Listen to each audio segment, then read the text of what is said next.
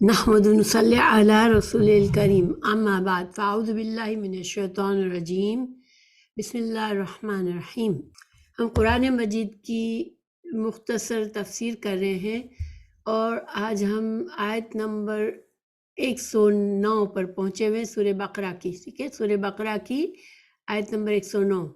ہم آج کا سبق شروع کرنے سے پہلے تھوڑا سا اس آیت کا بیک گراؤنڈ سمجھ لیتے ہیں۔ اللہ تعالیٰ نے جب آپ صلی اللہ علیہ وسلم کو رسالت بخشی، اس کے بعد 13 سال آپ صلی اللہ علیہ وسلم نے مکہ میں تبلیغ فرمائی تھی، لیکن جو قریش تھے وہ مشرکین تھے، زیادہ تر لوگ مکہ میں بت پرست تھے، اور ان کے لیے یہ مذہب کا جو اللہ کی طرف سے رسول کا آنا اور ایک اللہ کی عبادت کرنا، یہ ساری چیزیں ان کے لیے نئی باتیں تھی، ٹھیک ہے۔ حالانکہ وہ حضرت ابراہیم علیہ السلام کا ان کو پتہ تھا، وہ خود کو حضرت ابراہیم کے دین پر سمجھتے تو تھے، مگر اتنا شرک ان کے اندر آ چکا تھا کہ توحید کا تو سمجھ لے ان کے اندر کوئی کسی قسم کا بھی شعور نہیں تھا کہ اللہ سبحانہ وتعالیٰ کی توحید کو مانے، کیونکہ بے شمار بت تو انہوں نے کعبہ میں رکھے تھے۔ اچھا، تو جب مشرکین کے بہت زیادہ ظلم و ستم کے بعد رسول اللہ صلی اللہ علیہ وسلم 13 سال کے بعد اللہ کے حکم سے مدینہ ہجرت کر کے آ گئے، تو مدینہ کے کیا حالات تھے کہ مدینہ میں 3 قبیلے بستے تھے یہودیوں کے، ٹھیک ہے۔ اب مسلمان بڑے خوش تھے، خود رسول اللہ صلی اللہ علیہ وسلم بھی اس بات پر خوش تھے کہ مکہ میں تو چونکہ ہمارا معاملہ مشرکین کے ساتھ تھا، مشرکین کو نیا دین قبول کرنا ان کے لیے مشکل تھا، لیکن یہ تو یہودی تو اہل کتاب ہے، یہ تو حضرت موسیٰ علیہ السلام کے ماننے والوں میں سے ہے، ان کے پاس اللہ کی کتاب تورات موجود ہے، تو یہ تو فوراً سے قرآن کو قبول کر لیں گے، کیونکہ رسول اللہ صلی اللہ علیہ وسلم کے آنے سے پہلے بھی خود یہودی کہتے تھے مشرکین سے کہ ہمارا ایک نبی آنے والا ہے اور وہ آخری نبی ہوگا، اور وہ اس کے ذریعے سے ہم جب اس کے پر ایمان لائیں گے، اس کا ساتھ دیں گے، تو اللہ تعالیٰ ہمیں دنیا کی کامیابی دے گا، ہمیں اللہ تعالیٰ بادشاہت نصیب کرے گا، ہمیں اقتدار نصیب کرے گا، عزت اور مرتبے کی بلندی نصیب کرے گا پھر سے، جو کہ ابھی ہمارے پاس ہم حالانکہ اعلیٰ نسب ہے، لیکن ابھی ہم مشکل وقت سے گزر رہے ہیں، لیکن جب نبی آئیں گے، نئے نبی آئیں گے، تو ان کے ذریعے ہماری عزت بحال ہوگی، ہم کو بڑے شان و شوکت ملے گی اور تم پر غلبہ ملے گا۔ یہ باتیں قرآن میں ہی اللہ تعالیٰ نے ہمیں بتائی ہیں، سورہ بقرہ میں ہی اس کا ذکر آئے گا ابھی۔ اب اہل کتاب تھے، مسلمانوں کو ان سے بہت امیدیں تھی، آپ صلی اللہ علیہ وسلم کو بھی امیدیں تھی کہ یہ تو ہمیں اتنا زیادہ مشکل نہیں پیدا کریں گے دین کے بارے میں، یہ تو فوراً اسلام میں داخل ہو جائیں گے اور یہودیوں کے ذریعے ہماری قوت اور بڑھ جائے گی۔ مگر یہودیوں کو جب رسول اللہ صلی اللہ علیہ وسلم آئے اور انہوں نے دیکھا کہ آپ صلی اللہ علیہ وسلم کی جو بھی آخری نبی کی نشانیاں تھی، ان کی آمد کی خوشخبری تھی جو بھی تورات میں دی گئی تھی، اور آپ صلی اللہ علیہ وسلم کی اور آپ صلی اللہ علیہ وسلم رسول اللہ صلی اللہ علیہ وسلم کے صحابہ کرام کے بارے میں جو بھی علامات اور نشانیاں بتائی گئی تھی، وہ تو ساری سچ ثابت ہو رہی ہے، تو گویا فوراً وہ جان گئے کہ یہ تو اللہ کے سچے نبی ہیں۔ مگر ان کو مسئلہ کیوں آیا، ان کے لیے سب سے بڑی مشکل بات کیوں ہو گئی کہ یہ تو نبی بنی اسرائیل کے بجائے بنی اسماعیل میں سے آ گئے۔ اب ان کے لیے سب سے بڑی رکاوٹ دین قبول کرنے کے لیے یہ ہو گئی کہ اگر ہم جو کہ بنی اسرائیل ہیں، ہم انبیاء کی اولاد میں سے ہیں، ہم بڑا خاندانی رتبہ رکھتے ہیں، اگر ہم اس نبی امی کو مان لیں گے، اپنا نبی اللہ کا سچا نبی مان لیں گے اور رسول اللہ صلی اللہ علیہ وسلم کی اطاعت اور پیروی پر آمادہ ہو جائیں گے، تو گویا ہماری بڑائی تو ختم ہو جائے گی، ہماری جو نسل در نسل نسبی بڑائی چلی آ رہی ہے وہ تو ختم ہو جائے گی، اور اب بنی اسماعیل کو اقتدار مل جائے گا۔ اور یہ بات ان کو پسند نہیں تھی، تو ان کے اندر بہت حسد آ گیا اور انہوں نے بہت زیادہ چالیں چلی مسلمانوں کے خلاف۔ اب دیکھیں، مسلمان جو لوگ ہوتے تھے وہ سچے دل کے ہوتے تھے، عام طور پر اللہ تعالیٰ انہی لوگوں کو دین کی توفیق فوراً دے دیتا ہے جن کے دل فطرت سلیم پر ہوتے ہیں، جو اچھے سچے لوگ ہوتے ہیں۔ تو اب سچے لوگوں کی عام طور پر یہ خرابی کیا ہوتی ہے، یا کمزوری سمجھ لے کہ کیا ہوتی ہے کہ وہ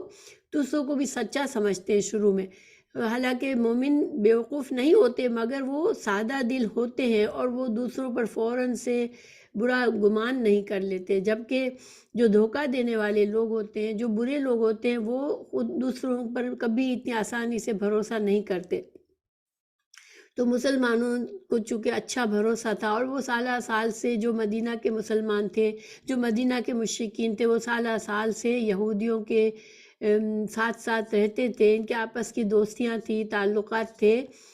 اور وہ ان کی عزت بھی کرتے تھے۔ تو یہ ساری باتوں کی وجہ سے مسلمان ان کی چالوں میں آ جاتے تھے، اور نئے مسلمان جو ہو رہے تھے وہ ان کو یہ کنفیوز کرنے کے لیے، ان کے دلوں میں شک پیدا کرنے کے لیے وہ بڑی چالیں چل رہے تھے یہودی، تاکہ وہ کہیں سے دوبارہ سے مرتد ہو جائے اور اسلام کو چھوڑ دے۔ تو یہ چیزیں اللہ سبحانہ تعالیٰ نے اس وجہ سے اس اگلی آیت میں اللہ تعالیٰ نے مسلمانوں کو بتایا کہ یہودیوں پر تم اتنا بھروسہ مت کرو، یہ تو حسد سے بھرے ہوئے ہیں۔ تو یہ اللہ سبحانہ تعالیٰ نے بتایا تھا کہ یہ یہودی جو ہے وہ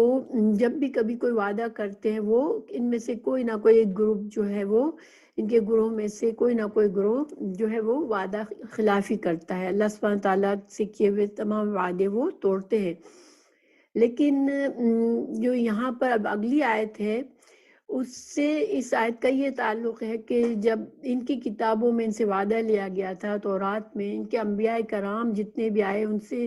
انہوں نے یہ وعدہ تازہ کیا تھا کہ آخری نبی رسول اللہ صلی اللہ علیہ وسلم جب مبعوث ہوں گے تو تم کو ان پر ایمان لانا ہے اور ان کی مدد کرنی ہے، اور آپ صلی اللہ علیہ وسلم کی نشانیاں بھی ان کو بتا دی گئی تھی تاکہ ان کو پہچاننے میں آسانی رہے۔ تو تورات میں، انجیل میں رسول اللہ صلی اللہ علیہ وسلم کی نہ صرف آمد کی خوشخبری تھی بلکہ آپ صلی اللہ علیہ وسلم کی نشانیاں بھی بتائی گئی تھی۔ اسی وجہ سے یہ جان گئے فوراً، جب رسول اللہ صلی اللہ علیہ وسلم وہ انتظار ہی کر رہے تھے کہ اب وہ وقت آنے والا ہے جب رسول اللہ صلی اللہ علیہ وسلم کو نبوت ملنے والی، اور اس کے ذریعے ہم ان کو مانیں گے تو ہم کو بھی عظمت، اور دنیا کی دوسری قوموں پر اب ان پر ہم غالب آئیں گے، اور ہم کو یہ اعزاز حاصل ہوگا کہ ہم جو ہے وہ چنی ہوئی امت کا جو ہمارا رتبہ ہے وہ بڑھ جائے گا، وہ قائم ہو جائے گا، اور ہم جو ہے وہ سب کے رولرز بن جائیں گے۔ اب دیکھیں یہ تو ان کی سوچ تھی اور وہ انتظار کر رہے تھے، لیکن پھر اللہ تعالیٰ نے بتایا 101 میں، اللہ سبحانہ تعالیٰ فرما رہے ہیں کہ جب آ گئے رسول صلی اللہ علیہ وسلم، جب آخری نبی صلی اللہ علیہ وسلم کا ظہور ہوا، جو مدینہ میں یہودی تھے انہوں نے ان کو پہچان لیا، لیکن پھر کیا کیا کہ ان کے ایک بڑے گروہ نے انکار کر دیا۔ ان کی اپنی کتاب میں جو رسول اللہ صلی اللہ علیہ وسلم کی کو ماننے کی ان کو جو وعدہ کیا گیا تھا، ان سے وعدہ لیا گیا تھا، اس کو انہوں نے توڑ دیا۔ تکبر کی وجہ سے انہوں نے حق کو نہیں مانا، اور پھر اب ظاہری بات ہے کہ اب یہ مسلمانوں کو دیکھتے تھے کہ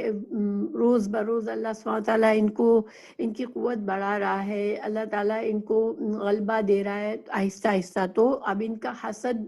بڑھتا جا رہا تھا، کیونکہ حسد جو ہے وہ ایسی چیز ہے جو انسان کو خود وہ نعمت حاصل نہیں ہوتی اور اس کو امید بھی نہیں ہوتی، لیکن جب وہ دوسروں کو اس نعمت کو پاتا دیکھتا ہے تو وہ برداشت نہیں کر سکتا، اس کو یہ ہوتا ہے کسی طرح سے اس سے نعمت چھن جائے۔ تو اسی وجہ سے پھر انہوں نے کیا کرنا شروع کیا کہ ایسے کام کرنے شروع کیے، ایسے پروپیگنڈا اور ایسے جھوٹ پھیلانے شروع کیے اور ایسی چالیں چلنے لگے جس سے مسلمان جو ہے وہ اپنے دین میں شک کرنے لگے، اور جو لوگ مسلمان ہونا چاہ رہے ہیں وہ اس کام سے رک جائیں۔ تو اب اللہ تعالیٰ نے بہت سے واقعات بتائے، بہت سی ان کے کرتوت بتائے جو انہوں نے اس حسد میں کیے اور مسلمانوں کو دین سے ہٹانے کے لیے کیے۔ تو اللہ تعالیٰ اب یہاں پر مزید ہمیں بتا رہے ہیں کہ اعوذ باللہ من الشیطان الرجیم، بسم اللہ الرحمن الرحیم، وَدَّ كَثِيرٌ مِّنْ أَهْلِ الْكِتَابِ۔ اب آج کے سبق پر آگئے ہیں، آیت نمبر 109 پر ہے، وَدَّ كَثِيرٌ مِّنْ أَهْلِ الْكِتَابِ لَوْ يَرُدُّونَكُم مِّن بَعْدِ إِيمَانِكُمْ كُفَّارًا حَسَدًا مِّنْ عِندِ أَنفُسِهِم مِّن بَعْدِ مَا تَبَيَّنَ لَهُمُ الْحَقُّ فَاعْفُوا وَاصْفَحُوا حَتَّى يَأْتِيَ اللَّهُ بِأَمْرِهِ إِنَّ اللَّهَ عَلَىٰ كُلِّ شَيْءٍ قَدِيرٌ۔ اللہ تعالیٰ اب بتا رہے ہیں مسلمانوں کو کہ ان اہل کتاب کے اکثر لوگ باوجود حق واضح ہو جانے کے محض حسد اور بغض کی بنا پر تمہیں بھی ایمان سے ہٹا دینا چاہتے ہیں۔ تم بھی معاف کرو اور چھوڑو یہاں تک کہ اللہ تعالیٰ اپنا حکم لے آئے، یقیناً اللہ تعالیٰ ہر چیز پر قدرت رکھتا ہے۔ تو اللہ تعالیٰ نے مسلمانوں کو یہاں ان کی اس چال سے آگاہ فرما دیا کہ یہ تم کو اپنے حسد کی وجہ سے تمہارے دین پر ہٹانے کی چالیں چل رہے ہیں۔ ایک اہم اصول اللہ تعالیٰ نے ہمیں دیا کہ جب اس طرح سے کوئی حسد ہم سے کرے تو پھر ہمیں اس سے کیا کرنا ہے، کیونکہ جب انسان خود کسی کے ساتھ اچھا کرنا چاہ رہا ہوتا ہے، جو کہ مدینہ میں مسلمان یہی چاہ رہے تھے کہ یہ یہودی بھی مسلمان ہو جائے اور ان کو بھی یہ خیر مل جائے جو ہمیں ملی ہے، تو ان کے دل میں اچھائی تھی، جبکہ ان کے دلوں میں، یہودیوں کے دلوں میں ان کے لیے حسد تھا۔ تو یہ ایک انسان کے اندر غم پیدا کرتا ہے کہ یہ کیسا ہو رہا ہے کہ ہم ان کے ساتھ اچھا کرنا چاہ رہے ہیں اور وہ ہمارے ساتھ برا کر رہے ہیں۔ تو اللہ سبحانہ تعالیٰ نے مسلمانوں کو اس غم سے بچایا کہ تم غم میں نہ پڑو، بلکہ تم کیا کرو کہ تم ان کو معاف کر دو، ان کی اس حرکت پر معاف کر دو، ان کو ان کے حال پہ چھوڑ دو۔ اور اللہ سبحانہ تعالیٰ جو ہے وہ ہر چیز پر قادر ہے، اللہ جانتا ہے کہ اللہ سبحانہ تعالیٰ کو کیا کرنا ہے ان کے ساتھ معاملہ۔ اب یہ یہاں پر یہ بہت بہترین اصول ہے، ہم اپنی زندگی میں اس کو عمل میں لا سکتے ہیں کہ انسان اگر اس سچویشن میں آئے کہ کوئی ہم اس سے خیر خواہی کر رہے ہیں، وہ ہم سے حسد کر رہا ہے، تو ہم اس کو معاف کر دیں، اس کے لیے دعائیں مانگے کہ اللہ اس کو بھی ہدایت دے۔ اس سے ہمیں کیا فائدہ ہوگا کہ ہمارے دل سے غم دور ہو جائے گا، کیونکہ غم جو ہے وہ انسان کو کمزور کر دیتا ہے۔ کہ اللہ سبحانہ تعالیٰ نے مسلمانوں کو کرنے کا کام بتایا کہ تم کو کیا کرنا ہے، وَأَقِيمُوا الصَّلَاةَ وَآتُوا الزَّكَاةَ وَمَا تُقَدِّمُوا لِأَنفُسِكُم مِّن خَيْرٍ تَجِدُوهُ عِندَ اللَّهِ إِنَّ اللَّهَ بِمَا تَعْمَلُونَ بَصِيرٌ۔ تو تم اپنے دل سے ان کا غم نکال کے تم کیا کرو، تم نماز قائم کرو، تم زکوٰۃ ادا کرو، اور جو بھی تم خیر کا کام کرو گے چاہے چھوٹا اور بڑا، تو اللہ سبحانہ تعالیٰ جو ہے تم اس کو اللہ سبحانہ تعالیٰ کے پاس پالو گے۔ جب تم اللہ تعالیٰ تمہارے تمام اعمال کو سنبھال کے رکھ رہا ہے اور تم کو اس کی اچھی جزا ملے گی، تو تم اللہ تعالیٰ دیکھ رہا ہے تمہارے اعمال کو، تو تم بس اپنا دھیان جو ہے وہ نیکیوں کی طرف کرو۔ تو انشاءاللہ یہ ہمارے لیے بہت یاد رکھنے والی بات ہے کہ انسان جو ہے وہ اللہ سے جڑا رہے اور دنیا کے جو بھی اپ ڈاؤن ہو رہے ہیں ان میں اپنے آپ کو غم میں نہ ہلاک کرے۔ تو انشاءاللہ اللہ تعالیٰ، اور ہماری جو بھی چھوٹی بڑی عبادت ہم کرتے ہیں اللہ دیکھ رہا ہے، اور اللہ سبحانہ تعالیٰ ہمیں اچھا اجر دے گا۔ پھر اب اللہ سبحانہ تعالیٰ فرما رہے ہیں کہ کیوں یہودی ایسا کر رہے ہیں، کیونکہ وہ کہتے ہیں وَقَالُوا لَن يَدْخُلَ الْجَنَّةَ إِلَّا مَنْ كَانَ هُدًى أَوْ نَصَارَىٰ تِلْكَ أَمَانِيُّهُمْ قُلْ هَاتُوا بُرْهَانَكُمْ إِن كُنتُمْ صَادِقِينَ۔ کیونکہ وہ یہ کہتے ہیں کہ جنت میں صرف یہود اور نصارہ کے سوا کوئی نہیں جائے گا۔ اللہ تعالیٰ نے فرمایا کہ یہ صرف ان کی آرزویں ہیں، ان سے کہو کہ اگر تم سچے ہو تو کوئی دلیل پیش کرو۔ گویا کہ انسان ہمارا جو دین جو ہے وہ دلیل کی بیس پر ہے، تو یہ اپنے غرور میں اور اپنے آپ کو دھوکہ دینے میں وہ یہ عقیدہ رکھتے ہیں کہ ہمارے سوا کوئی اور جنت میں داخل نہیں ہوگا، تو یہ ان کی جھوٹی تمنائیں ہیں۔ پھر آگے اللہ تعالیٰ فرما رہے ہیں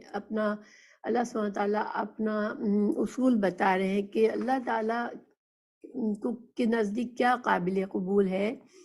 بلا من اسلم وجہہ للہ وہو محسن فلہ اجرہ عند ربہ ولا خوف علیہم ولا هم یحزنون۔ اللہ سبحانہ تعالیٰ فرما رہے ہیں کہ اصل کامیابی اللہ کے نزدیک کس کے لیے ہے، جو اپنے آپ کو اپنا اللہ کا فرما بردار بنا دے، خلوص کے ساتھ، خلوص دل کے ساتھ جو ہے وہ اللہ کے آگے جھک جائے۔ اور محسن کون ہوتا ہے؟ محسن وہ ہوتا ہے جو احسان کے درجے پر ہر کام کرتا ہے۔ تو عبادات میں احسان کا درجہ یہ ہے کہ انسان اس طرح عبادات کرے جیسے اللہ اسے دیکھ رہا ہے، وہ اللہ کو دیکھ رہا ہے، جیسے انسان خود اللہ کو دیکھ رہا ہے جیسے، تو اس طرح سے عبادات کرے، اور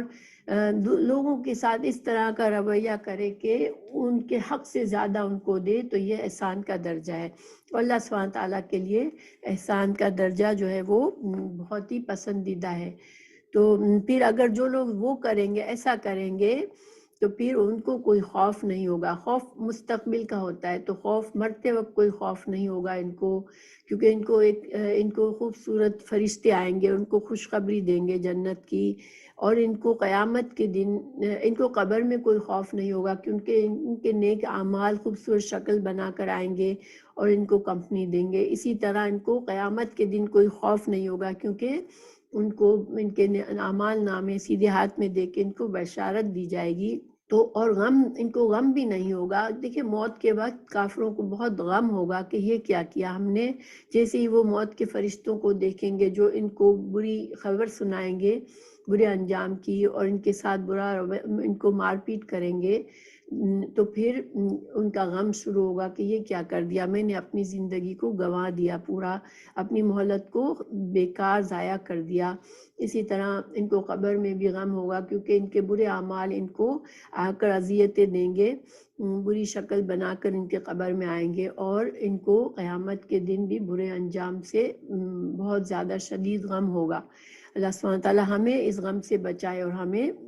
بے خوف رکھے ان تمام اہم معاملات میں۔ پھر اللہ تعالیٰ فرما رہے ہیں وقالت اليهود ليست النصارى على شيء وقالت النصارى ليست اليهود على شيء وهم يتلون الكتاب كذلك قال الذين لا يعلمون مثل قولهم فالله يحكم بينهم يوم القيامة فيما كانوا فيه يختلفون۔ اب اللہ سبحانہ تعالیٰ ہمیں بتا رہے ہیں کہ ان کے اندر کیا ہے، آپس میں بھی یہ ایک دوسرے کو، حالانکہ مسلمان کے خلاف دونوں ہیں، اسلام کو قبول نہیں کر رہے، لیکن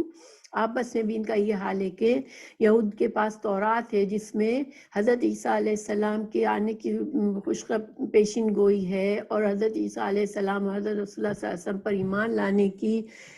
کا ان کو حکم دیا گیا ہے۔ تو وہ جانتے ہیں کہ حضرت عیسیٰ بھی اللہ کے رسول ہیں، اور اسی طرح حضرت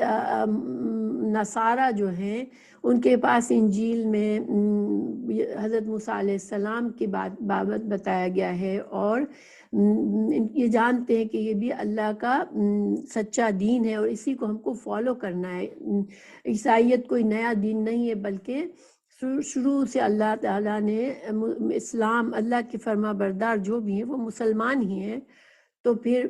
اس کے باوجود اپنی اپنی کتابوں کو پڑھنے کے باوجود اور جاننے کے باوجود کہ یہ سارے مذہب جو ہے شروع سے اللہ کا ایک ہی مذہب ہے، کوئی اللہ تعالیٰ نے الگ الگ مذہب نہیں بنائے کہ ہر نبی کا الگ مذہب ہو اور ہر نبی کے فالوورز صرف اسی کو مانے اور دوسروں کو نہ مانے۔ اللہ تعالیٰ نے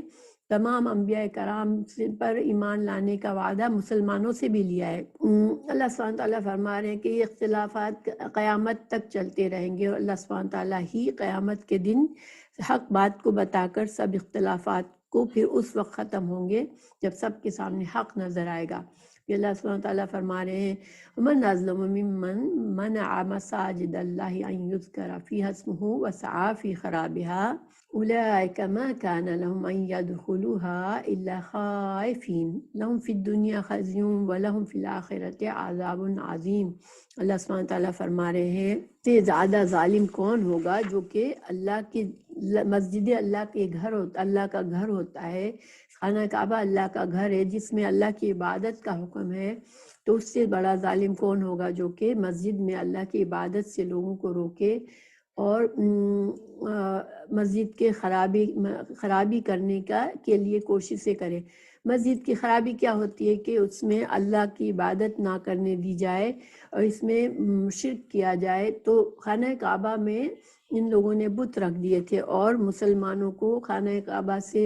میں نمازیں پڑھنے سے روکتے تھے مشرکین مکہ۔ تو اللہ سبحانہ تعالیٰ فرما رہا ہے کہ یہ بہت بڑا ظلم کرے، اس سے بڑا ظلم کیا ہو سکتا ہے کہ خانہ کعبہ کے متولی بن کے بیٹھے ہیں، اور جو اصل حق مسلمانوں کا ہے، جو کہ اللہ کی عبادت کرنا چاہ رہے ہیں اللہ کے گھر میں، وہ اس سے روکتے ہیں اس کو.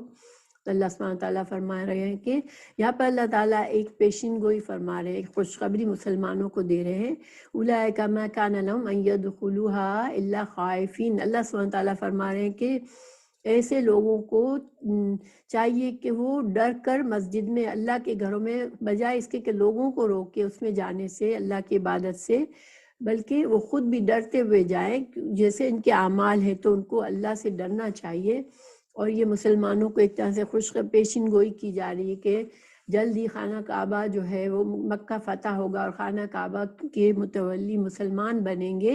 اور مسلمان خانہ کعبہ کو میں شرک دور کر کے اللہ کی خالص عبادت کی جائے گی. اور اس دن جن قریش کے جن لوگوں نے، مشرکین نے، جنہوں نے مکہ میں مسلمانوں کو داخل ہونے سے، خانہ کعبہ میں عبادت سے روکا تھا، وہ ڈرتے ہوئے آئیں گے اس دن کہ اب ہمارا کیا بنے گا، ہم نے تو بہت زیادہ ظلم کیے ہیں مسلمانوں پر، مسلمان اب غالب آ چکے ہیں. مگر ہمیں پتہ چلتا ہے کہ رسول اللہ صلی اللہ علیہ وسلم نے عام معافی کا اعلان کر دیا تھا، سوائے چند بہت ہی بڑے بڑے مجرموں کے سارے مشرکین کو معاف کر دیا گیا تھا اس دن. تو پھر اللہ تعالیٰ فرما رہے ہیں لہم فی الدنیا خزی ولہم فی الآخرۃ عذاب عظیم. لیکن پھر بھی اس کے باوجود اللہ سبحانہ تعالیٰ کا قانون اپنی جگہ ہے کہ جنہوں نے یہ جرم کیے اور وہ مر گئے اس دنیا سے، تو پھر دنیا میں بھی ذلت کی موت ان کو آئے گی، اور آخرت میں بھی ان کو دردناک بڑا عذاب ملے گا، ان کو بہت بڑا عذاب ملے گا. تو یہی ہوا، جن کے جو بڑے بڑے سردار، جنہوں نے بہت ہی زیادہ مسلمانوں کے لیے مصیبتیں کی، وہ بڑی ذلت کی موت مرے. اور اللہ تعالیٰ ان کی آخرت میں بھی عذاب کا ہمیں وعدہ فرمایا ہے کہ ان کے لیے آخرت میں بھی عذاب ہے. پھر اللہ تعالیٰ فرما رہے ہیں وَلِلَّهِ الْمَشْرِقُ وَالْمَغْرِبُ، کہ اللہ سبحانہ تعالیٰ کے لیے ہے مشرق اور مغرب، ساری جہتیں اللہ کے لیے. فَأَيْنَمَا تُوَلُّوا، پھر جس طرف بھی تم منہ پھیر لو، فَثَمَّ، تو اسی طرف وجہ اللہ، وہی جہت اللہ کی ہے. ان اللہ واسع علیم، کیونکہ اللہ سبحانہ تعالیٰ کی ذات واسع ہے، بہت ہی وسیع ہے. اللہ تعالیٰ کا علم ہر چیز کو گھیرے ہوئے ہے. تو یہ اس آیت کے مختلف معنی کیے گئے ہیں. اس کی شان نزول میں 3 باتیں کہی جاتی ہیں. ایک یہ بات ہے کہ اللہ تعالیٰ نے یہ کیوں فرمایا کہ تمام جہتیں اللہ کے لیے ہیں، کیونکہ جب مسلمان ہجرت کر کے مدینہ گئے تو ان کو وقتی طور پر بیت المقدس کی طرف منہ کر کے نماز پڑھنے کا حکم دیا گیا، تو ان کے دل میں غم سا آیا کہ خانہ کعبہ کی طرف منہ پھیر کر ہم نماز پڑھتے تھے، اب ہمیں مسجد اقصیٰ کی طرف منہ کرنا پڑ رہا ہے، کیونکہ یہ دونوں مدینہ میں اپوزٹ ڈائریکشن ہو گئے تھے. مدینہ میں، مکہ میں تو کسی طرف بھی ظاہر خانہ کعبہ کی طرف ہی ہوتا تھا، لیکن جب مدینہ جو ہے وہ اس طرح سے ہے کہ وہ بیچ میں ہے، تو ایک طرف بیت المقدس کی ڈائریکشن تھی تو دوسری طرف مکہ کی. اس وجہ سے مسلمانوں کو رسول اللہ صلی اللہ علیہ وسلم نے حکم فرمایا تھا کہ بیت المقدس کی طرف منہ کر کے نماز پڑھے. تو یہ تقریباً 17-18 مہینے اس طرح ہوا تھا، اور مسلمان غمزدہ ہو رہے تھے. تو اللہ نے فرمایا کہ ان کا غم دور کرنے کے لیے کہ تمام جہتیں اللہ کے لیے، تم سے جو کہا جائے تم بس اس پر عمل کرو، اور یقین رکھو کہ اللہ سبحانہ تعالیٰ جو ہے وہ سب کچھ جانتا ہے، اور اس اللہ تعالیٰ کا علم وسیع ہے. دوسری اس کی یہ شان نزول دوسرا یہ بتایا گیا کہ جب خانہ کعبہ کی تبدیلی کا حکم آیا، جو کہ پارہ 2 میں ہم پڑھیں گے انشاءاللہ، تو چونکہ 18 مہینے سے مسلمان جو تھے وہ بیت المقدس کی طرف منہ کر کے نماز پڑھے تھے، اب اللہ سبحانہ تعالیٰ نے مسلمانوں کو خانہ کعبہ کی طرف منہ پھیرنے کا حکم دیا نماز میں. تو یہودی اور مشرکین نے مذاق اڑایا کہ یہ کیسا دین ہے کہ کبھی تو اس طرف منہ کرتے ہیں اور کبھی اس طرف منہ کرتے ہیں.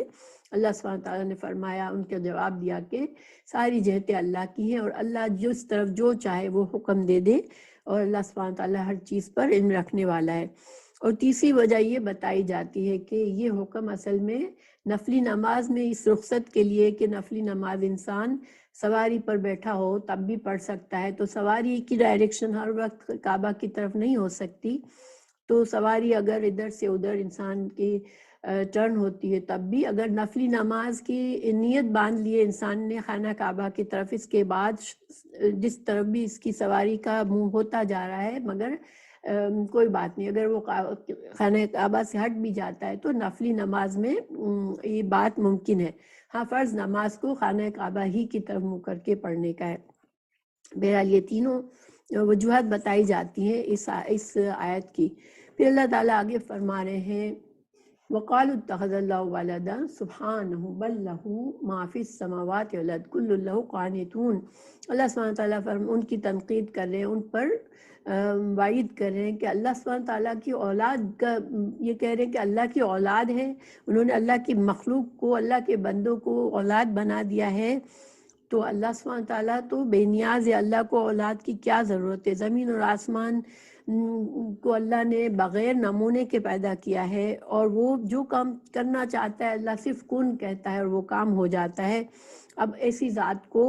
اولاد کی کیا ضرورت ہے؟ اولاد تو انسان اپنے سہارے کے لیے چاہتا ہے، مگر اللہ سبحانہ تعالیٰ کو کسی کے سہارے کی ضرورت نہیں ہے۔ پھر اللہ سبحانہ تعالیٰ فرما رہے ہیں وَقَالَ الَّذِينَ لَا يَعْلَمُونَ لَوْلَا يُكَلِّمُنَا اللَّهُ أَوْ تَأْتِينَا آيَةٌ كَذَلِكَ قَالَ الَّذِينَ مِن قَبْلِهِم مِثْلَ قَوْلِهِمْ تَشَابَهَتْ قُلُوبُهُمْ قَدْ بَيَّنَّا الْآيَاتِ لِقَوْمٍ يُوقِنُونَ۔ اللہ سبحانہ تعالیٰ اس مشرکین اور انکار کرنے والوں کی ذہنیت کو بتا رہے ہیں کہ جس طرح مشرکین مکہ نے بھی آپ صلی اللہ علیہ وسلم سے یہ اعتراض کیا کہ اللہ ہم سے خود ہی کیوں نہیں گفتگو کر لیتا، اسی طرح بنی اسرائیل نے حضرت موسیٰ علیہ السلام سے کہا تھا کہ اللہ جب تک ہم اللہ کو سامنے نہ دیکھ لیں ہم آپ کی بات نہیں مانیں گے۔ اللہ تعالیٰ فرما رہے ہیں کہ یہ جو لوگ بھی کافر اور انکاری ہیں، حق کو قبول نہیں کرنا چاہتے، ان کے دل جو ہے وہ ان کی عناد اور ان کی سرکشی میں وہ اسی طرح کی باتیں کرتے ہیں۔ لیکن اللہ سبحانہ تعالیٰ فرما رہا ہے کہ جو یقین کرنا چاہتی ہے، جو قوم یقین کرنا چاہتی ہے اللہ کی آیات پر، تو ان کے لیے کوئی مسئلہ نہیں ہے، وہ حق کو پہچانتے اور حق کو قبول کرتے ہیں۔ پھر اللہ تعالیٰ نے فرمایا اِنَّا أَرْسَلْنَاكَ بِالْحَقِّ بَشِيرًا وَنَذِيرًا وَلَا تُسْأَلُ عَنْ أَصْحَابِ الْجَحِيمِ۔ رسول اللہ صلی اللہ علیہ وسلم کو تسلی دی جا رہی ہے کہ ہم نے آپ کو حق کے ساتھ بھیجا ہے، اور آپ جو ہے وہ لوگوں کو خوشخبری دینے والے ہیں، جو اللہ کی بات کو مان لے اس کے لیے خوشخبری، اور جو نہ مانے اس کے لیے ڈراوا ہے۔ تو اگر پھر بھی نہیں مانتے لوگ تو پھر آپ سے ان کے برے انجام کے وقت نہیں پوچھا جائے گا کہ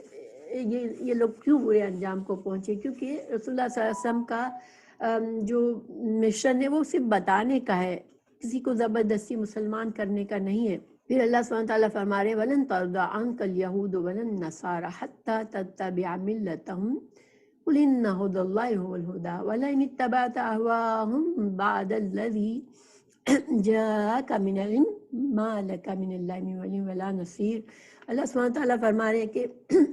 تم اعتراض کرنے والوں کی پرواہ نہ کرو کہ یہ ہم سے راضی ہو جائے، یہ تم یہود اور نصارہ اگر تمہارے، کیونکہ رسول اللہ صلی اللہ علیہ وسلم کی مخالفت پر اترے ہوئے تھے، اللہ تعالیٰ نے فرمایا کہ یہ تم ان کو خوش نہیں کر سکتے، کیونکہ یہ تو صرف یہ چاہتے ہیں کہ وہ تم اپنے دین کو چھوڑ کر ان کے دین پر آ جاؤ، بس یہ ایک ہی چیز ان کو خوش کر سکتی ہے۔ تو تم ان کو بس یہ جواب دے دو کہ اصل ہدایت وہی ہے جو اللہ کی ہدایت ہے، اللہ کی طرف سے آئی ہوئی ہی اصل ہدایت ہے۔ اللہ سبحانہ تعالیٰ نے قرآن میں جب حق نازل فرما دیا ہے تو پھر ہم کسی کی اور کی پیروی کیوں کریں گے؟ یہ تو انسان کی، دیکھیں حق سامنے آنے کے بعد انسان پھر بھی اپنی مرضی کرتا ہے تو وہ صرف اپنی خواہشات کی پیروی کر رہا ہوتا ہے، کیونکہ پچھلی کتاب حق تھی جب وہ نازل ہوئی تھی، جب ان کو بدل دیا گیا وقت کے ساتھ ساتھ اور ان کے صحیح احکامات کو بھلا دیا گیا، اللہ سبحانہ تعالیٰ نے اب حق نازل فرما دیا ہے قرآن کی صورت میں، تو اگر پھر بھی اگر حق کو سامنے دیکھ کر پہچان کر نہیں مان رہے، اس کا مطلب ہے وہ اپنے خواہشات پر چل رہے ہیں، اور اگر خواہشات کا ہی دین چاہتے ہیں تو تم ان کی پیروی نہ کرو، کیونکہ اگر ایسا کیا علم آنے کے بعد ایسا کیا کسی نے تو پھر وہ اس کا کوئی مددگار نہیں ہوگا۔ تو دیکھیں اس سے ایک اور قانون بھی ہمیں پتہ چلتا ہے کہ سچی بات پتہ چل جائے کہ اللہ کا صحیح سچا دین یہی ہے، تو اس کے بعد کوئی بھی انسان کے پاس کوئی عذر نہیں رہتا کہ وہ پھر اس دین کی پر عمل نہ کرے، اور اگر ایسا کرے گا تو اللہ کے مقابلے میں اس کو کوئی بچانے والا نہیں ہوگا۔ پھر اللہ تعالیٰ فرما رہے الذین آتیناہم الکتاب یتلونہ حق تلاوتہ اولئک یؤمنون بہ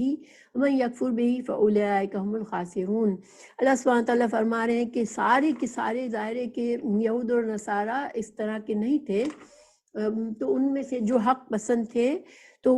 انہوں نے اپنی کتاب کا بھی حق ادا کیا، اور انہوں نے تورات اور انجیل میں جو رسول اللہ صلی اللہ علیہ وسلم کی پیشن گوئیاں تھیں ان پر اس کو مان لیا، اور جو وعدہ ان سے لیا گیا تھا آپ صلی اللہ علیہ وسلم پر ایمان لانے کا وہ انہوں نے مانا، گویا انہوں نے کتاب کا حق ادا کیا، اپنی کتاب کا بھی انہوں نے قرآن پر بھی ایمان لے آئے، اور یہی سچے مومن ہے۔ اور اس میں سے بہت کم لوگ ایسے تھے، عبداللہ بن سلام رضی اللہ عنہ ان میں سے ایک تھے جن کو ہدایت ملی تھی۔ اس کے علاوہ بھی کچھ ایسے نیک لوگ تھے جو یہود کے سے تعلق رکھتے تھے اور پھر مسلمان ہو گئے تھے آپ صلی اللہ علیہ وسلم کے آنے کے بعد۔ اللہ سبحانہ تعالیٰ یہاں پر حق کا کتاب کا حق بتا رہے ہیں، تو اس کا مطلب ہے کہ کتاب اللہ تعالیٰ جب کتاب نازل فرمائے تو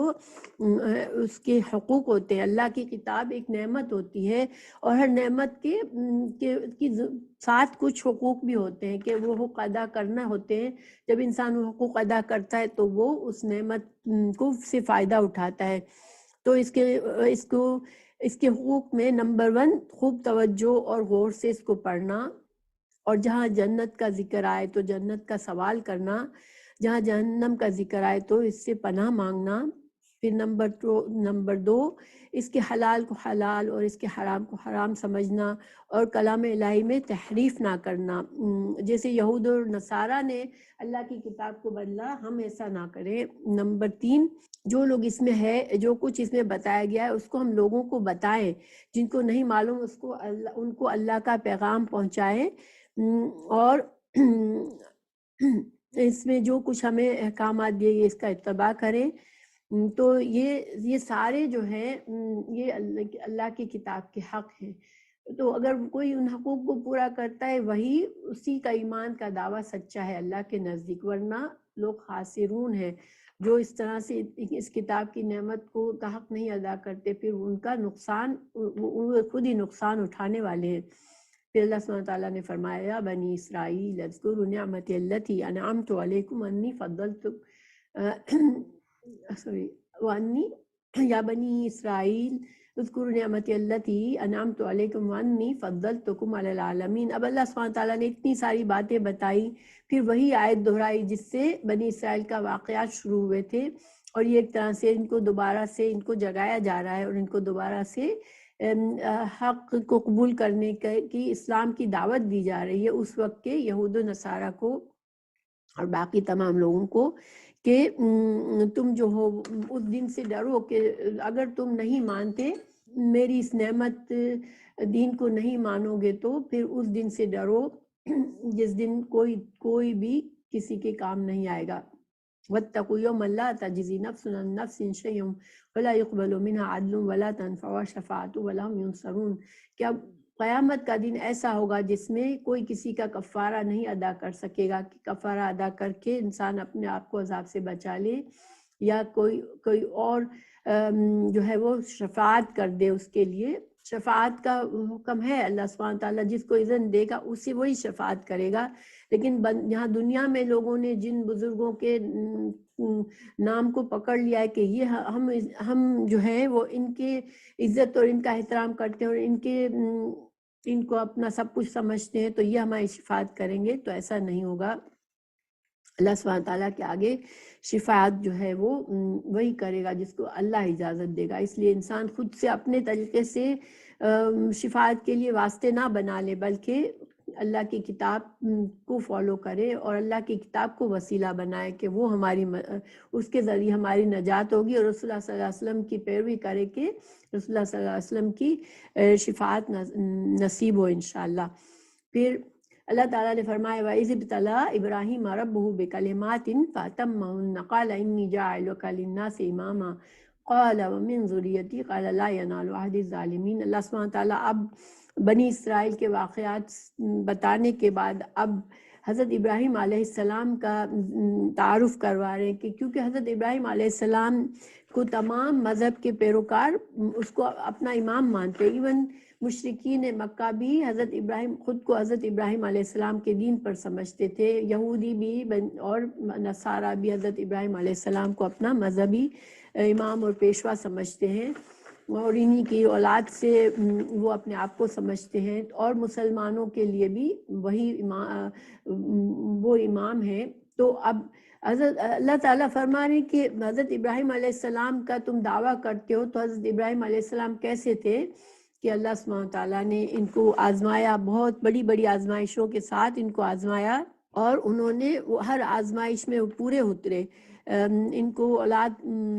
ان کو انہوں نے اپنے بچپن سے ان کو آگ میں ڈالا گیا، وہ گھر چھوڑ اپنا گھر چھوڑا اور اس کے بعد بھی بہت ساری ان کے ساتھ آزمائشیں کی گئیں اور انہوں نے ہر آزمائش میں چھوٹے بچے کو حضرت حاجرہ کے ساتھ مکہ میں چھوڑ کر جانے کو کہا گیا. حضرت اسماعیل علیہ السلام کو کی قربانی کرنے کے لیے کہا گیا. یعنی کہ ایسی ایسی آزمائشیں جو انسان تصور بھی نہیں کر سکتا، مگر حضرت ابراہیم علیہ السلام جو تھے وہ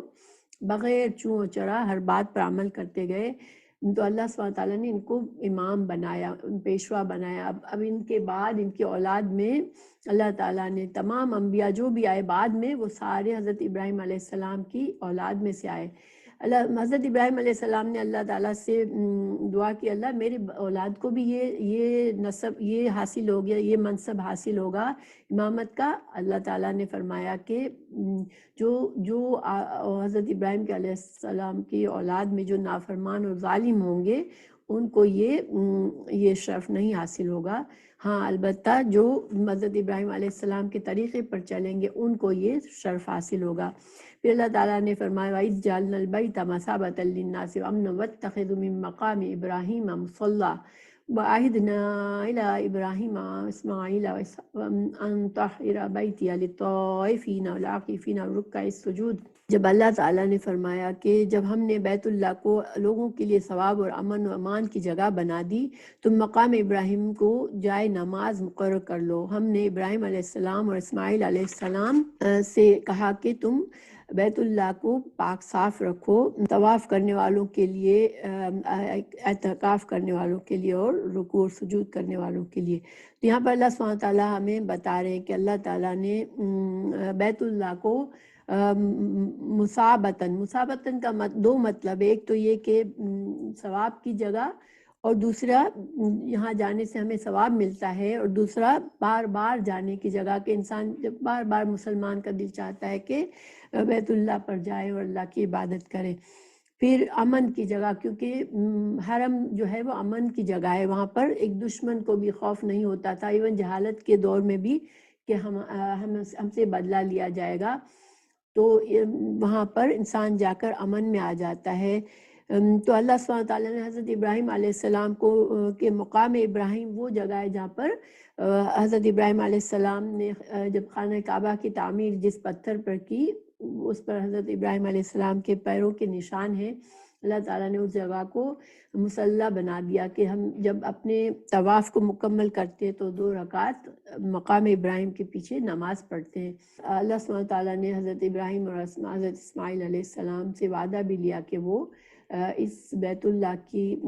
کی جو ہے وہ اس کو پاک صاف رکھیں گے، یعنی بتوں سے بھی، شرک سے بھی پاک صاف رکھیں گے اور ظاہری گندگی سے بھی پاک صاف رکھیں گے، تاکہ یہ جگہ جو ہے وہ طواف کرنے والوں، اللہ کے لیے طواف کرنے والوں اور رکوع اور اعتکاف کرنے والوں کے لیے جگہ ہے. تو اس میں مشرکین مکہ نے جو شرک پھیلایا تو ایک طرح سے اللہ تعالیٰ بتا رہے ہیں کہ نہیں، یہ شرک کی جگہ نہیں ہے بلکہ یہ اللہ کی عبادت کی جگہ ہے.